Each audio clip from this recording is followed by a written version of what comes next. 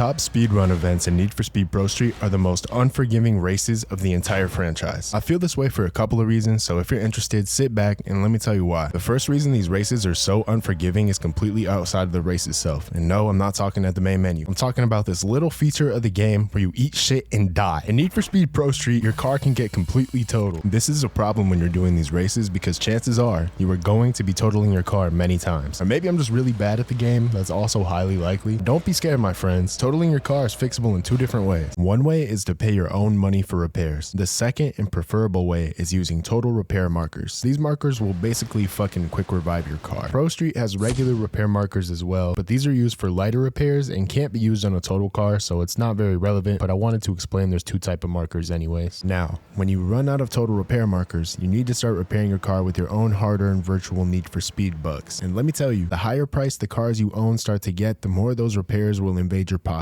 What do you do when you're out of total repair markers and money and your best built car for the top speed run is twisted up like your mom last night? See, now there's the problem. That is a major reason why these races are extremely frustrating. Not only are the tracks hard themselves, but the repairing feature makes these races extremely unforgiving. There is a bit of a caveat to this, as some events will give you total repair markers. For example, if you have 0 total repair markers and you go into the Chicago Showdown, you actually will get 4 of them. I will say I didn't know this when I used to play, so I would go back and grind drag and grip races just to get the money to repair my car. Maybe I was dumb back then though. Speaking of the tracks, these tracks are fucking wild. Some of the tracks have these awesome angled NASCAR type vibe corners that are fun to zoom through. Other tracks though have corners that were crafted by the devil and eaten by a demon, then shit out into the game. Maybe not that dramatic, but you get my point. At first glance, you would think it would be easy, and I'm sure if you play the game long enough, it can become that way, but as someone who hasn't played in years, damn. I had this video idea in mind, right? And I went back to play the game again to see if I remembered correctly, and I found myself in the same spot I was when I was a kid playing this game. Out of repair markers, poor as hell because I spent all my money fixing my car,